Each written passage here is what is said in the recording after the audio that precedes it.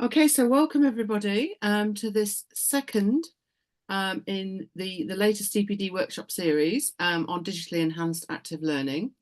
And I'll introduce our presenters in just a sec. Sorry, I've just got something come up on my screen. So as I say, this is a third series that we've run, with the focus being on active learning and how we can facilitate that. We have, as part of this series, we offer you the opportunity for a digitally enhanced active learning badge. We have an attendee badge, and that's just after the workshop. We invite you, and we'll give you the link at the end to fill in an evaluation form. And then after a few days, we'll be able to send you an attendee badge if you would like that. And the blue butterfly stroke moth in the top corner is the colour for this year's badges. We also have a facilitator badge for the people facilitating in the session. So for Mary and Jennifer today. And then there's also a champion badge, which is relating to longer term continuing professional development. And we've got a session on the 22nd of October, which is going to talk about a bit more detail about that and what that involves. But just to give you a sort of highlight now, it relates to the learning outcome of designing a learning session or resource using your selection from the active learning ideas presented at any of 3 events in this series. And to earn it, you produce an artifact or arrange an event as a result of demonstrating that learning outcome. So this can be shared with the wider community, and we're obviously open to putting things on our website and other places. So this artifact might be, but it's not limited to, a blog post, a reflection, a podcast episode, or a short video. And you might run a workshop for your institution, perhaps inviting ALN members to that. So there will be a session on the 22nd, and we'll record again key elements of that if you can't make it. Just to flag, we are recording this session. It's mainly so that people can revisit the ideas should they wish to, or if they haven't had a chance to come to the session, they can sort of catch up with the ideas. But if you've got any concerns about that, please just email myself or Sarah after the session. So, without further ado, I'm going to welcome our presenters today. So we have engaging learners in active learning, digitally enhanced. So we have Mary Jacob, who's going to be talking about using AI to engage students in active learning. And Jennifer Mankin is going to be talking about in Kahoots, quiz and leaderboard gamification in teaching. So we'll be sending the link, the evaluation form at the end of the session. So I'm going to hand over now to Mary. So I'm going to stop my screen share, Mary, and hand over to you. And in the meantime, I think you've got a link that you want to share with participants, so I'll get that shared in the chat. So I've actually stop sharing now and hand over to you. Thank you very much, Sarah. I've actually popped the link into the chat, and thanks everybody for coming along. I'm going to get my PowerPoint up and get this going. And see, just a moment. There we go. Can everybody see the slide on your screen? Excellent. So today I'm going to be talking about using AI to engage students in active learning. And I am both the PG Certificate in Teaching and Higher Education Coordinator and also the Gen AI Working Group Coordinator at Aberystwyth University.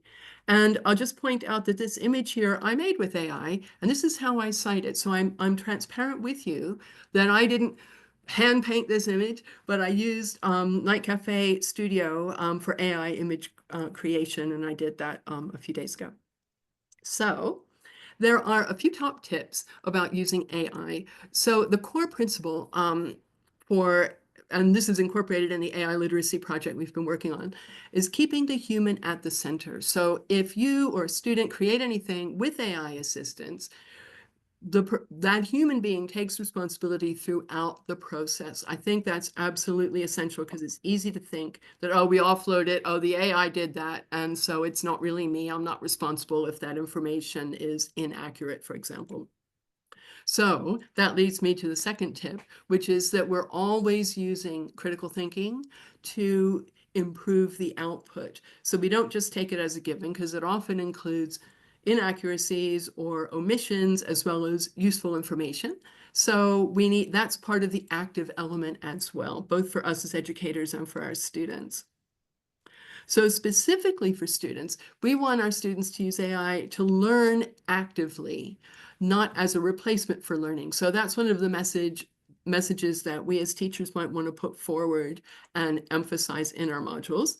For us as teachers, on the other hand, if we're asking our students to do it, or maybe we know they're already doing it, but we've never tried it, then it's really important for us to try it out ourselves so we know how it works, what kind of output it will give, and how we can guide our students. So we're working in parallel in developing that AI literacy. So there is an All Wales AI literacy group that is currently working on this framework. We had hoped that all of the universities in Wales are part of this group, and it's a collaborative project. It will be published bilingually. But we thought we might have it ready by the start of teaching, but to be honest, all of our institutions are very busy. So we're hoping that it will be published bilingually for anybody to use by the end of this semester. So this framework has 4 core principles. So the first one is that people should understand, what do the AI tools do, what they can't do, basically how they work, and what are the ethical and legal implications. Once we have that understanding, then we can make some choices. So we choose the right tool, the right method, and we use it to create something. Once we've got some output from the AI, the third stage is to critique that output. Is it accurate? Is it true? Is it complete? Is it unbiased? Does it need to have corrections made, or we're going to use it to build on it further? So that's also the active part for the human being at the center of the process. And then finally, once we have a product we're happy with, we need to deploy it or use it in a way that's effective, ethical, and transparent, such as I showed you the little citation on my title slide. So this is a workshop. It's a mini workshop. So what I'd like you to do now is maybe about 2 minutes, think about your real life teaching context. And that's where I'd like you to click on the link in the chat if you can. So task 1 has an area where you can add a bullet point to this task. So how do you think your students are already using AI in their studies? What do you think they're doing? And then the second question is, what skills and abilities do you want your students to develop? So I'll give you a minute or 2 to go and put some things on that Google Doc. Anybody should be able to go in there and just edit in there.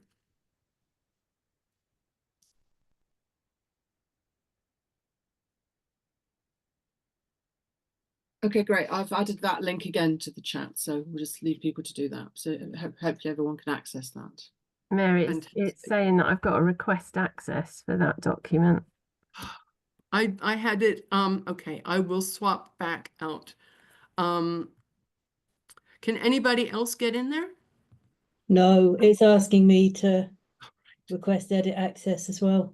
Right, that's really strange, because when I clicked on share, I'm in it. like there's people in here. Yeah, I'm in it. It's got viewers, but it doesn't give you the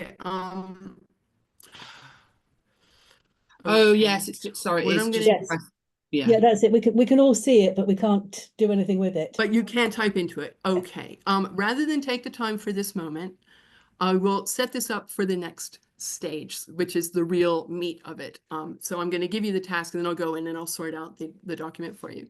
So the second one, if you've got some thoughts about that, is for you to think about how you might use AI to help your students learn effectively, or how you might have your students use AI. So I've collected some ideas. These are based on a range of sources, which you'll have in the handout later, links in the handout later. So I've given 4 possible ideas. You don't have to stick to these. You can make up your own, but just to get you started thinking. So this is meant to be 8 minutes. And while that's happening, I'm going to go in and try to sort out the sharing on this document. So that's fine. Because there's a second section. Yeah, sorry, Mary. I was going to say that's fine. So people can see the questions, so they can make notes and then they can add them in. So that's fine. Yeah. Yes. Anyone with the link? Oh, yes, I see. There we go. Copy the link. And done. Okay, so I'm going to come back into the chat if I can get this to the right. I don't use Zoom very often. You can, if you want to email it to me, I can pop it in the chat if that's easier.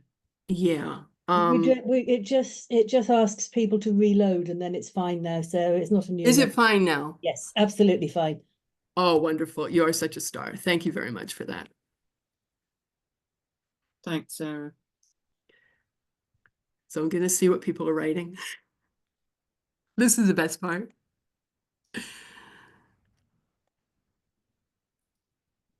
And you can take this away as well.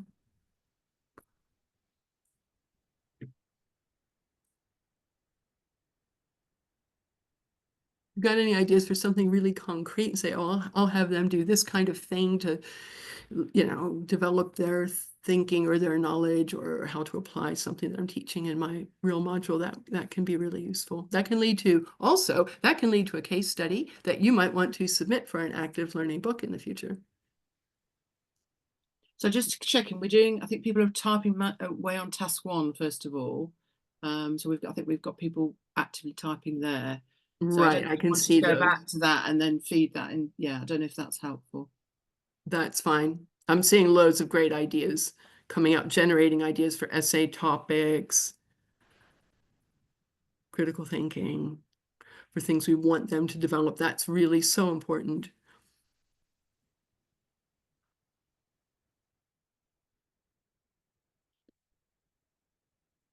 So considering that this is a mini workshop, and Sarah will defer to what you think, at what point to switch to the sharing, and then there'll be a little bit of conversation and then switch and then move to the next person. Whatever you think is the right time to do that switch.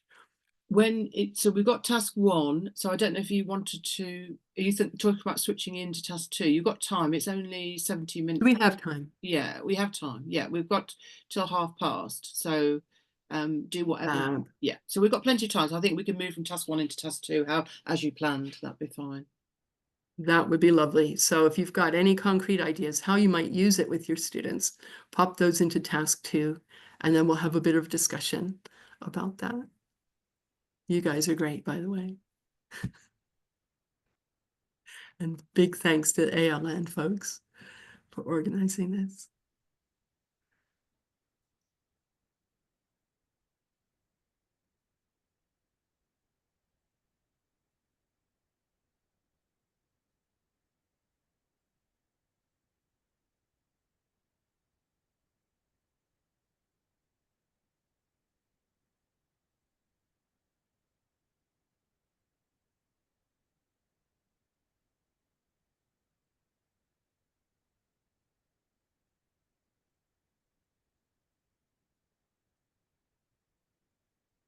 Nice.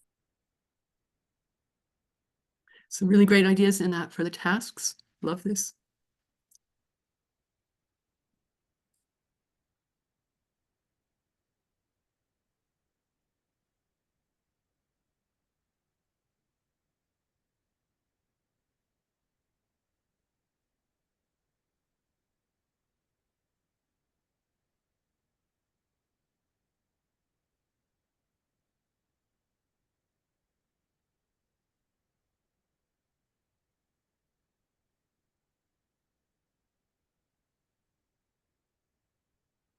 The thing about this kind of workshop is there is that quiet bit in the middle when people are working.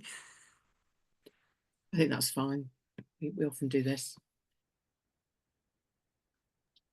I'm loving seeing what everybody else is writing. It's fascinating. It is.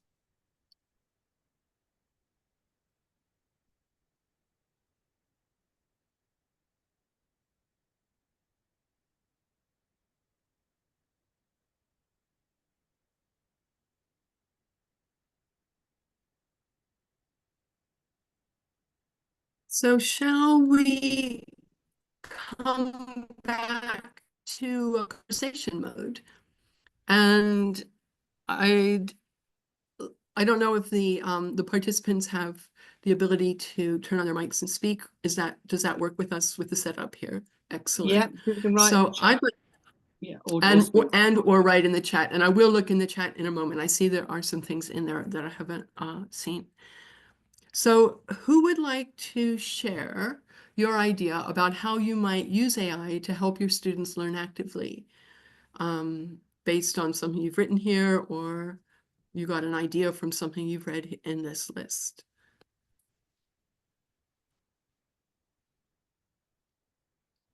I don't know if I have can see. I've just reshared the link. There's somebody who's joined. That her link should hopefully work. Someone's just asked for the link again.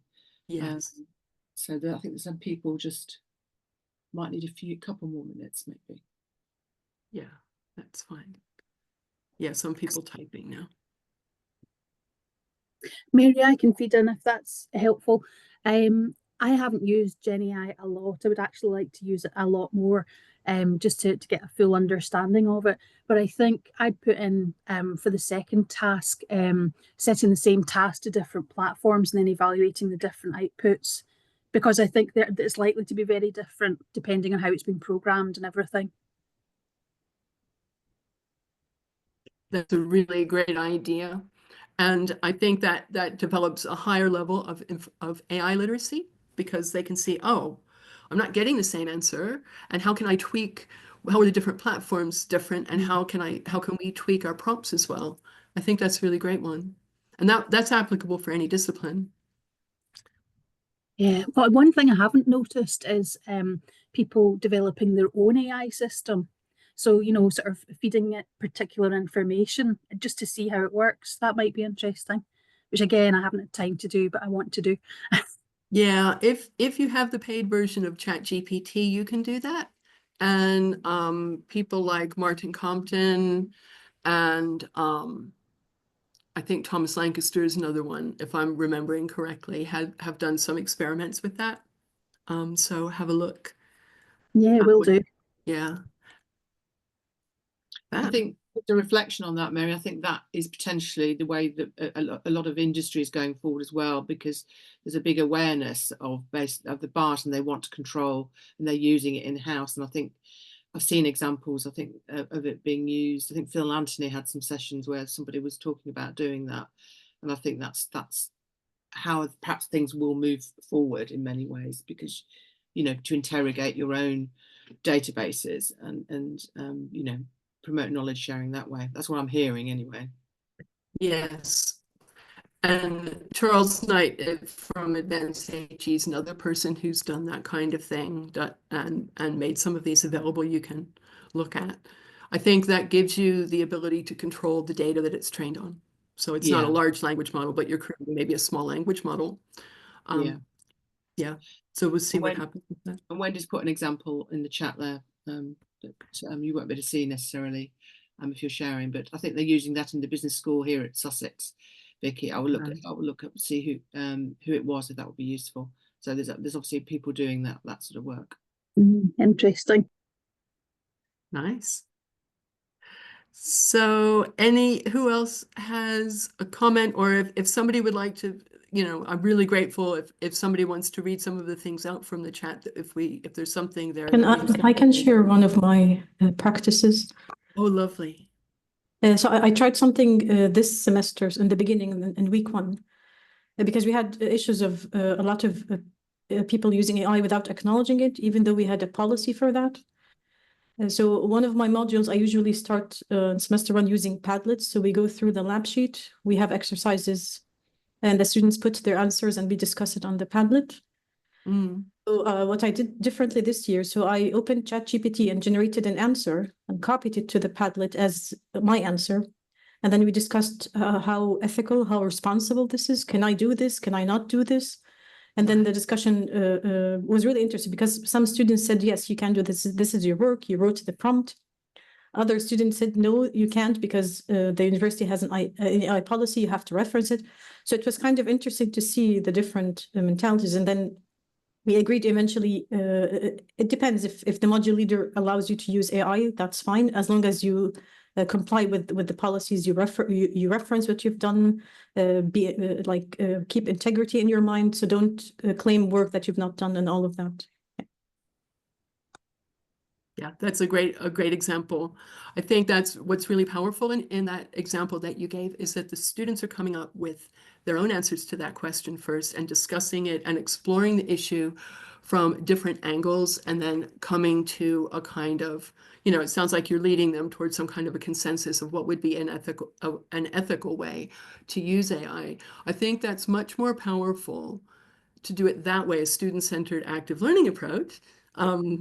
Which of course you're here, so that's not surprising. Much more powerful than simply telling them what they're allowed to do, what they're not allowed to do. Yes, we need to have those clear guidelines, and it will be different maybe for different disciplines, or even possibly different modules, what the lecture or what the study scheme wants their students to do, what's acceptable, what isn't. But getting them to think through the problem, that really empowers them for the future to think through similar things as this all develops. Yeah, really great. Love that. So are we ready to come back? And maybe the last thing that I have is really just a list of some of the resources that I used as my inspiration. And full disclosure, I did contribute to the HE generative AI literacy definition. But these are a range of different sources that you can use to find case studies and use cases and inspiring examples. So I've put this in a PDF format to give to everybody in the session today. So you're welcome to, hope you follow up on those, and there will be something from Active Learning Network, I think, that will get added to the list in due course on it, specifically for, with an AI dimension in it. So any questions? Thanks, Mary. Yeah, and please just put your hand up, or just put your camera on, or whatever you like, or put it in the chat. Please, just any questions for Mary at all? Some nice feedback there. You can probably see now. See that in the chat. I'm interested in those principles that just a quick reflection. I'm interested in those those principles that and is that going to be a policy? Is that going to be a shared kind of policy document? The thing that you talked about at the beginning, the document. These are the principles that we follow. Is that something that's going to be shared across different institutions? Yes, so we are going to be putting that. It's really two colleagues at Cardiff University sort of coordinated this, but all of the Welsh HEIs universities are involved in contributing. So this will be translated into Welsh, so there'll be a bilingual version, and make it available through the National Teaching Repository so anybody can use it. We got pretty far with it over the summer, but summer and then the start of a very busy, and to be honest, I think everybody's a bit stressed these days, aren't they? So we had hoped to have it ready by the end of September, but that wasn't feasible given the realities that we're all facing. So we anticipate it will be out by the end of this semester, and then anybody can use it. So in an open educational resource way. So I suppose it might complement a policy that institutions are developing, could be used alongside that as a guide to use, or a guide to students, and develop some resources from that, because I think that's really important in the sector, isn't it? Yeah, I think so. And I think also that this is not so much of a policy, but more what does AI literacy look like? How can we develop it? And then the actual policy would be up to the universities to decide. Yeah, but, it's always a sort of guidance document that you could complement your policy documentation, because everyone's got a slightly different flavour, haven't they? But yeah, that sounds like a really nice idea. Well, look, we're nearly up to, unless anybody else has got any. Yes, somebody's just said in the chat, actually, sorry, excuse me, we're using principles rather than policy, so that sounds like that resonates with some other people, and some comments in the chat. People are going to link in with you, so there's some nice sort of feedback there in the chat for you. So that's great. Thank you so much, Mary. I'm going to invite Jennifer Hi there, Jennifer, to share your screen, and we're perfect timing to hand over to you. So just take a minute to do that while we just share your screen. And we'll make the document, if you're happy, Mary, we'll make the document, everyone's got the link, but we could create that into, and we could share those resources out as well as a PDF. Or the link indeed, so people can just add to it, in fact. Thanks, Mary. Right, over to you, Jennifer. Thank you. We can see your screen. And I know we've got so over to you. Thank you. All right, good morning, everyone. Thanks very much for inviting me to come and talk about this this topic. So I'm going to be talking a bit today about gamification in teaching, and particularly quiz and leaderboard gamification. So this is kind of a hopefully a slightly different but helpful way of approaching a workshop. So I'm just going to talk to you a little bit about context in terms of what we do. Great, thanks. I'm just going to talk to you a little bit about the context of what we do in our module, and then we're going to jump right in with some examples. Sorry, my office mate has just joined me. My primary responsibility is teaching statistics and coding in a first-year undergraduate psychology module. We have about 500 students. And we have a couple of sessions each week that are with the whole cohort. Of course, we have lectures that cover particular topics, but we also have something we call skills labs, which are basically live demonstrations of coding and statistics sort of in practice. And we always end our skills labs with a Kahoot quiz. So this will give you a little bit of like, I'm going to be biased from the outset towards Kahoot because we use it a lot, but I'm going to look here at a few different options for implementing something similar. So when we use our Kahoots, we have this, this contributes to this leaderboard that I've created. So this is our leaderboard from this year. This is our usernames chosen by our students, then their Kahoot points across each of the sessions that we have every week. We also have challengers, which are like extra tasks that they can complete as part of their, essentially their homework. And if they submit the right answer, then they get points for that. And then we have the grand total over here, which is the Kahoot points plus the challenger. And that gives us our overall leaderboard. I actually have some books in my office that I'm waiting to give to our top scorers this year as prizes for their accomplishments across the whole term. And we also have these stickers. I don't think I have one in front of me right now, but they're about this big that we give out for students who score in the leaderboard each week as well. So that's just kind of a picture of what our kind of quiz and leaderboard kind of looks like.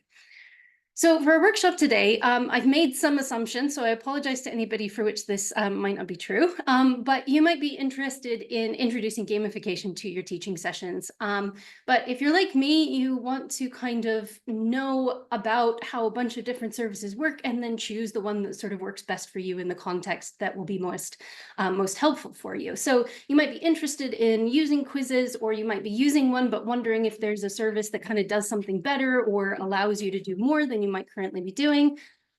So the purpose of our session today is to kind of just try out and look at the pros and cons of a few different services that do quiz and potentially leaderboard style stuff, so that if you want to implement this in your own teaching, then you can kind of have some starting point in order to be able to do that successfully. So I'm going to go through 3 different contenders, is what I've called them today, as possible kind of services that you might be interested in using. We're going to try out each one together, and I'm going to suggest some pros and cons of each one. So our first contender is Zoom quizzes. So I've put together a short Zoom quiz, and what I'm going to do is launch it in just a second, and you can have a go at working with it. The main thing to keep in mind over these quizzes, I kind of went back and forth for quite a while over what kind of quiz to give you, and I just ended up using a bunch of stats questions that I use for my first year. So please don't worry, I'm not keeping a record of what anybody answers. This isn't actually a test. So please just feel free to mess about with it and try to, answer in different ways and explore with it a little bit. I'm not keeping a record of any of the scores. So our first one is going to be the Zoom quizzes. So I'm going to launch this quiz, and hopefully that should appear for you automatically on your screen, and you can respond to it. So just go ahead and give it a try. I'll let you look at it for a couple of minutes, and then I'm going to talk about these different question options once you have a chance to have a look.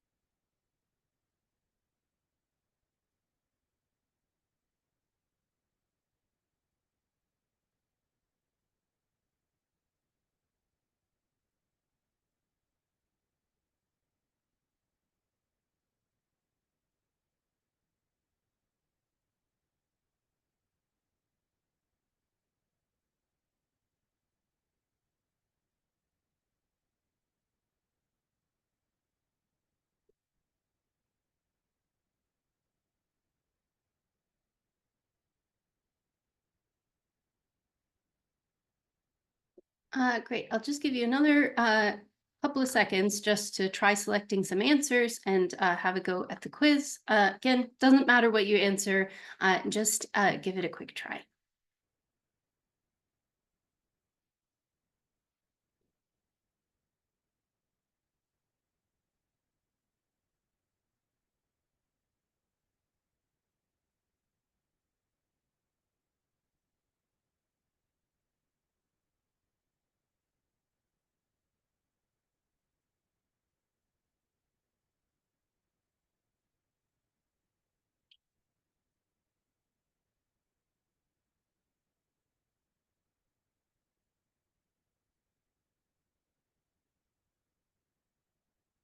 All right, I'm going to end the poll in just a couple of seconds. So if you're still working on your answers, make sure you submit them now.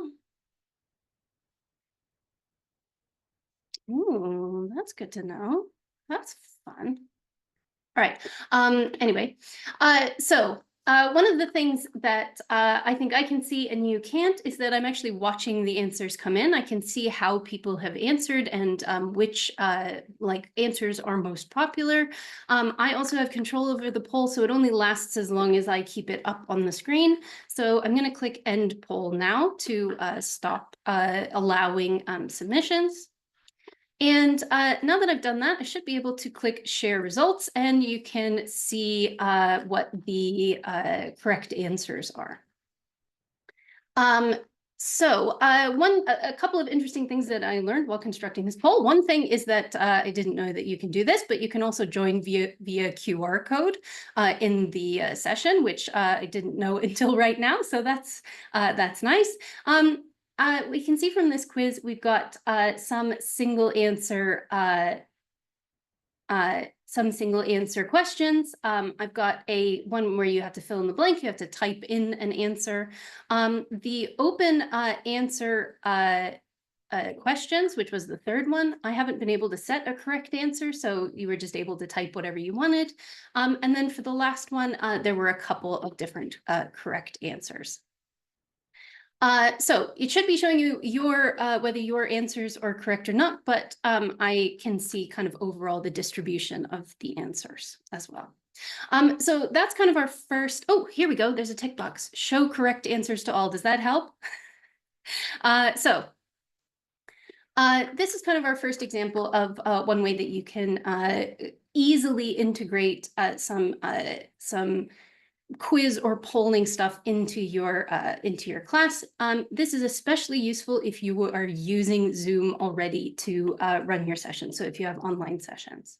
That was our demo for the Zoom quiz. I'm going to stop that now.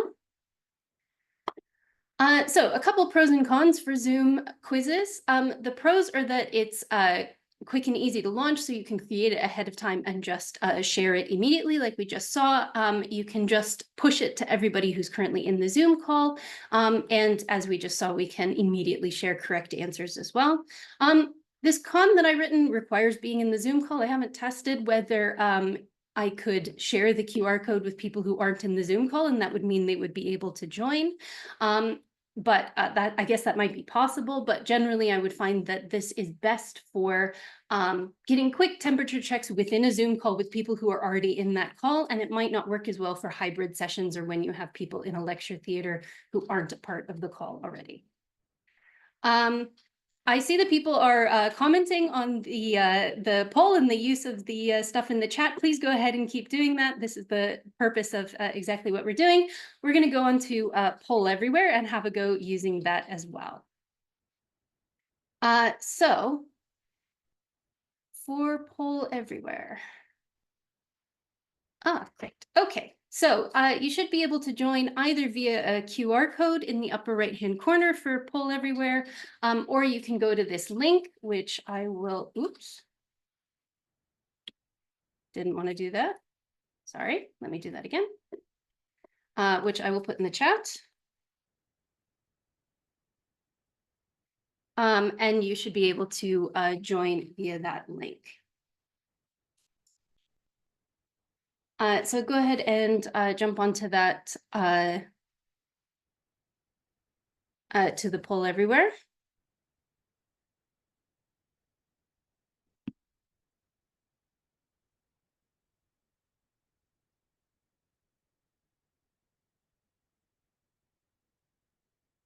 Are people able to join that?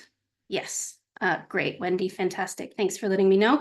I don't think I can see here whether you have joined or not, so I'm just going to give you another minute to jump on, and if anyone's having any trouble, yeah, sorry, you can just skip the bit where it says register for credit and just put in anything or even skip for your name. So just get to the actual quiz itself. So just briefly about PollEverywhere, I didn't know PollEverywhere did quizzes like this until I observed somebody else's teaching session and they were using them, and I thought, oh, that's fantastic. I didn't know that we could use this. So I wanted to touch on PollEverywhere because I know a lot of people use it, but you might not have seen or might not have had the opportunity to try out their competition version of their live integration. I'm just going to give you another couple of seconds to join, and then we'll get started. Again, if anybody's having any trouble, please go ahead and say something in the chat. Just to say, we can see ALN CPD stats revision 3 questions. Is that correct? That's where that should be it. Yeah. Yeah. Thanks. So let's see. You should be able to see a question. So as the size of a sample increases, what happens to the standard error for that sample? I'm not seeing the question on my screen, but it may just be me. I'm seeing the question. Okay. Can you see the answer options now? Yes, I can. Yeah, we can now. I can now. Thank you. Oh, go ahead. Woo! I think that was pretty quick as the time went, wasn't it? Sorry about that. So it looks like I need to show the question on my screen, and then you get the answer options on your screen. Is that correct? Okay, fantastic. All right, so as the size of a sample increases, what happens to the standard error for that sample? I would read these out, except it took me a little bit to register that we had this up here. So it increases, it decreases, it remains constant, it gets less precise. Should have given myself a little bit more time to read those out, but let's see how that went. All right, well done. So here, unlike we had on the Zoom quizzes, we have a little bit of a kind of information about how people answered those questions generally. And we get a little bit of a leaderboard here partway through for how people answered. Okay, we'll go on to the next question. If P is less than 0.05, a result is statistically significant. All right, so that's our question. If P is less than 0.05, a result is statistically significant. Your options are true, false, or impossible to say. So P is less than 0.05, a result is statistically significant. Is that true, false, or impossible to say? Oof. All right, well done, everybody. Let's see how we did. I would have accepted true or impossible to say as correct answers. So let's have a look at how that's done to the leaderboard. All right, a little bit of an upset there. Our last question is, how can we find the difference in sample means? So again, how can we find the difference in sample means? Our options are divide one by the other, add the two together, subtract one from the other, or divide one mean by the square root of n.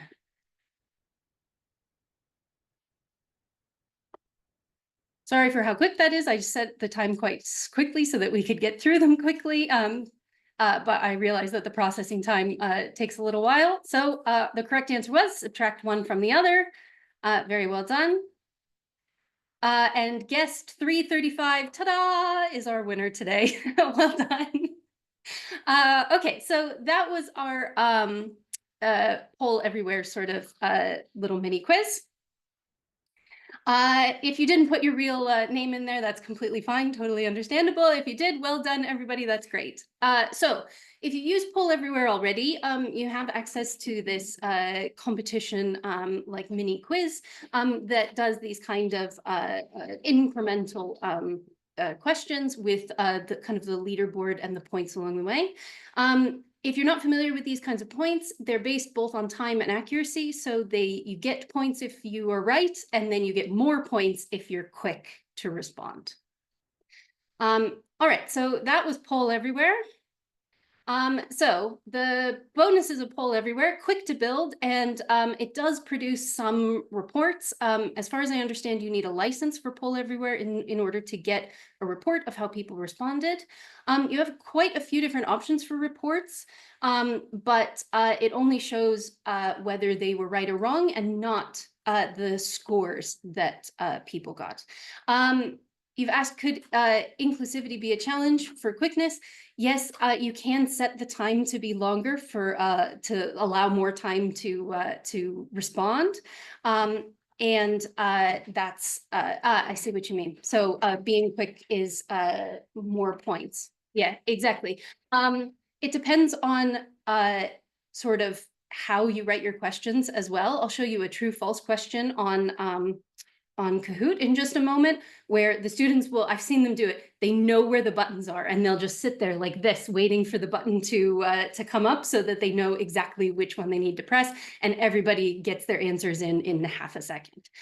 So sometimes what you can do as well, if you have complex questions, is to provide the answer options ahead of time in the question, and then they can kind of prepare their answer and think about it, and then they just need to click it on the screen when it comes up. So you can make adjustments, especially for time and for quickness, depending on how you write your questions and what you want students to actually be able to do when they respond. So just a quick revision of PollEverywhere. I think the question types that I used, those three were basically kind of the main ones that would be kind of quiz style questions. You can set a response time for all questions. I chose quite a short one. You can choose a longer one, but it applies to all of them. And in order to get reports, you will have to have a license. So in the last little bit, let's look at our last contender, which is Kahoot.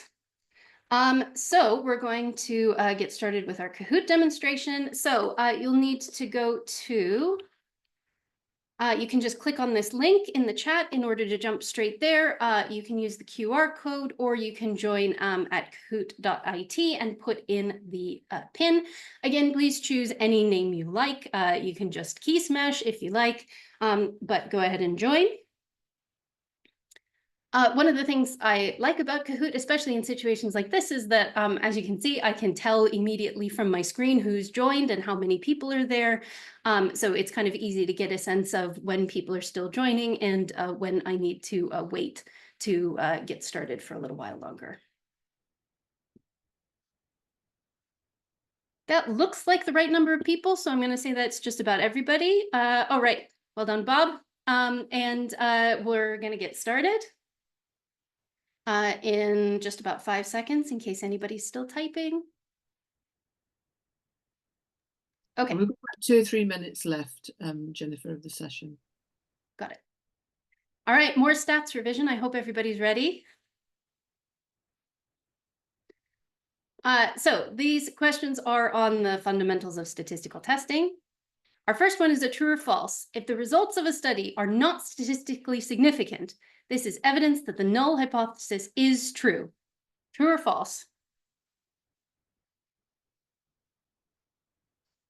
All right, very good. That was false. So let's go on. I'm just going to go through this quite quickly since we only have a few minutes left. We've got our leaderboard again. What is it called when a researcher concludes there is not a relationship when in fact there is? So there's 4 options here: false positive, false negative, true positive, true negative.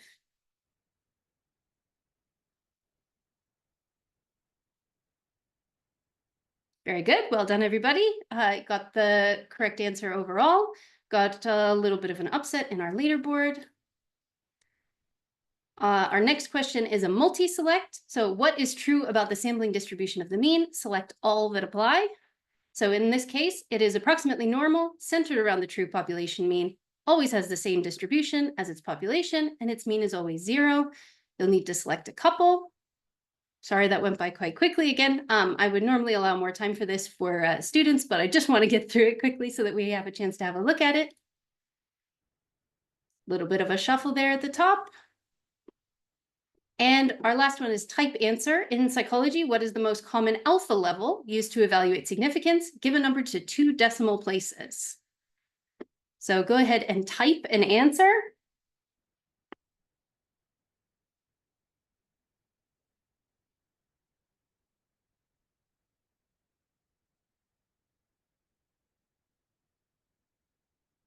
Just 3 more seconds. Most common alpha level for significance. All right, so we're going to see a bunch of possibilities. The correct answer was 0.05 or 0.05 is also acceptable there. Okay. I've got a lightning round here, but I think we're going to skip it just because we don't have quite enough time. So I'm going to skip through to the end and let the people who won get on the podium. While I finish up the Kahoot, sorry if we're just at the end here. I've got just a little bit of a last bit of slide here. So Kahoot, as we saw, is special built for doing this kind of thing. It does fun and boppy music and GIFs. It has a lot of stuff to help you as a teacher kind of understand what's going on. So watching people log in, that sort of thing, and build libraries of quizzes. It does require a license for any linking. But currently individual licenses only go up to 200 participants. So Kahoot is best if you want to do dedicated week-on-week kind of building a leaderboard across the term and kind of track scores across weeks. This is what we do on our module. So that's why we use Kahoot, is that you have these detailed score reports that you can use. Okay, so in summary, if you are interested in doing quiz-based gamification and leaderboards, what you need to choose depends on what you want to achieve. Zoom quizzes are great for quick check-ins, especially if you're using Zoom already. PollEverywhere is pretty bare bones, but if you want to do this kind of thing every once in a while and have kind of some regularity with it, but you don't need a lot of bells and whistles, PollEverywhere is great for that. If you really want to go all in with quizzes and leaderboards and doing this regularly and linking between sessions and all of that stuff, I love Kahoot for this because it's really custom built for this kind of thing, and that's kind of what it does. And it really does it well, I think. So that's it from me. Thank you very much for your attention and your time. And if you want any help or to chat about quizzes and leaderboards, I'm more than happy to talk to anybody who would like to do some more with that. So please get in touch. Thanks very much. Thank you, Jennifer. That was great, and you really kept us on our toes there. And some people were very excited about being on the podium. I could see in the and there's lots of comments in the chat. Does anyone want to come in? Because I just have one question that came up earlier in the chat when you were talking about speed. But has anyone got any sort of burning questions for Jennifer? We've got a few minutes left. No. Okay. I just wondered about the inclusivity angle on quickness and speed, because that may disadvantage. Some people do need a bit more processing time, even if they're familiar with the controls. And I just wonder whether you've got any comments on that. Yeah, so to some degree, like Kahoot is built around quick responses, and like if you want to use Kahoot and a lot of other quizzing apps, then you can't necessarily get away from that. Like I said, there's some ways to build in like to allow more thinking time. I think somebody mentioned in the chat as well, we're playing an individual Kahoot where everybody's responding, but you can do group ones where you have like put students into pairs or groups of 3. So in that case, they might have a bit more time to work together, or they can discuss and then somebody can respond who's feels confident kind of interacting with the technology quickly. So it really depends on how you want to use it and what kinds of questions we're asking.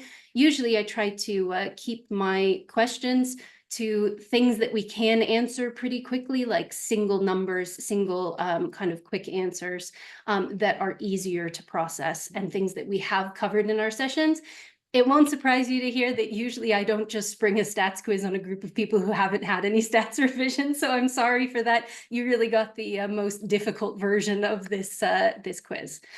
So I hope that's helpful. But unfortunately, a lot of these, the rapid response is built into it as a core part of the way that it works. Yeah, and I think that's when we think about balancing what tools we do use and when we use them. And I think that's a really important point. And there's some nice suggestions about how you might mitigate that. I think we're more or less at time. I just want to a big round of applause both for yourself and for Mary. Some 2 fantastic sessions and really interactive. And I certainly learned a lot. So if we could give a virtual or a round of applause, because 2 excellent presentations. And I think it just remains to say, really, we've got another session next week with, and I can't remember the title of it. Sarah, I don't know if you can help me out. Isabel, you're here, and Sarah, but I don't know if Wendy, sorry, you're carrying the session next week, aren't you? Yeah, it's co-creation next week. Thank you. Sorry, I had a complete blank there. I couldn't remember.